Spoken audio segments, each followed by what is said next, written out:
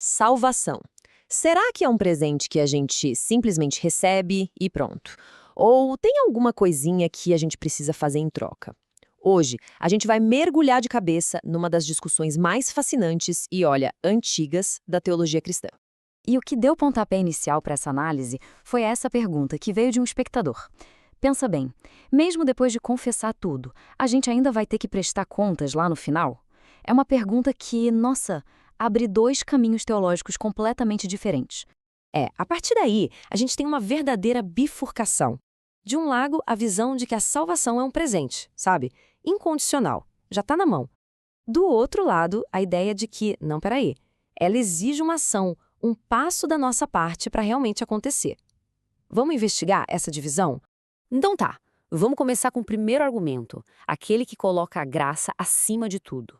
A ideia aqui é bem direta. A salvação não tem, assim, absolutamente nada a ver com o que a gente faz ou deixa de fazer. E nas palavras de um líder religioso, a coisa fica ainda mais clara. A salvação é independente do que nós façamos. A lógica aqui é bem forte, né? A obra de Cristo foi completa, definitiva. Não sobrou nenhum espacinho para a gente adicionar alguma coisa. A conta já foi paga. Mas é aqui que a história começa a ficar mais complexa. Um crítico foi lá, olhou essa mesma declaração com uma lupa e encontrou algo que parece ser uma baita contradição bem ali, escondida nas entrelinhas. Olha só que interessante. Por um lado, você tem essa afirmação super categórica, a salvação é independente. Mas aí logo em seguida aparecem essas palavrinhas. Quando a gente abre o coração, se a gente aceita Jesus, de repente o que parecia ser um presente sem nenhuma condição começa a parecer um contrato, cheio de cláusulas que precisam ser cumpridas. E o pulo do gato está todo aí, na gramática. Palavras como quando e se não estão ali de enfeite. Elas criam uma relação de dependência. Elas basicamente conectam a salvação a uma ação humana. Abrir o coração, aceitar, crer. O que era independente, de repente passou a depender de algo. E para a gente entender como essas duas visões funcionam na prática, não tem exemplo melhor do que um caso bem famoso da Bíblia, onde essa tensão toda fica super clara. A história do ladrão na cruz. Para o líder, o caso do ladrão é o exemplo perfeito da graça pura. Pensa bem, o cara estava literalmente pregado, com as mãos e os pés imobilizados. Ele não podia fazer nada, nenhuma boa obra. Ele não tinha, de fato, nada para oferecer em troca. Mas aí vem o crítico com uma outra perspectiva. Ele argumenta que o ladrão não estava de mãos vazias, não. Ele ofereceu algo que talvez seja a coisa mais difícil e mais importante de todas, a fé dele. E, para amarrar esse argumento, o crítico vai direto na fonte e cita as Escrituras. A obra de Deus é esta, que creias naquele que ele enviou. Quer dizer, de acordo com essa visão, o próprio ato de crer já é a obra. Já é a ação necessária que completa o processo. Bom, se a discussão já estava quente, agora ela esquenta de vez. A gente chega no momento do juízo final para os salvos. O que, afinal, acontece no chamado Tribunal de Cristo? É um julgamento para valer? Ou está mais para uma cerimônia de premiação? Na visão do líder, esse evento não tem o poder de decidir o destino eterno de ninguém, porque isso já estaria garantido.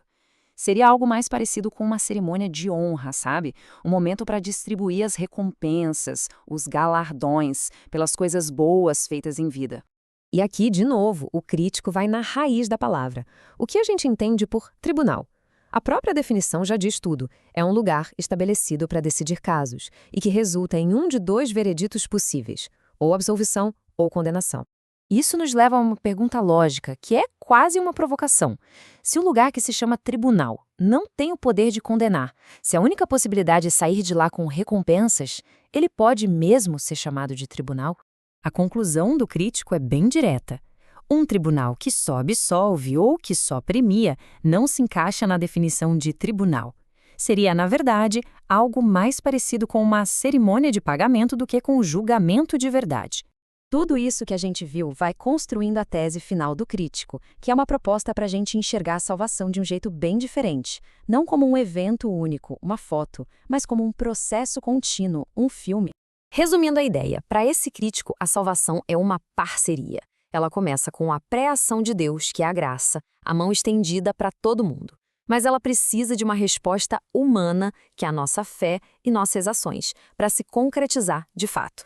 Então, no final das contas, a gente fica com dois modelos muito claros. Na visão número 1, a salvação é um presente, um pacote fechado, entregue de cima para baixo. E na visão 2, a salvação é uma colaboração, um encontro de mãos no meio do caminho. E é assim que esse debate todo nos deixa com uma pergunta fundamental no ar. A graça de Deus e a responsabilidade humana são forças opostas que disputam o espaço? Ou será que, no fundo, elas são parceiras inseparáveis? Bom, essa é uma conversa que, pelo jeito, ainda vai muito longe.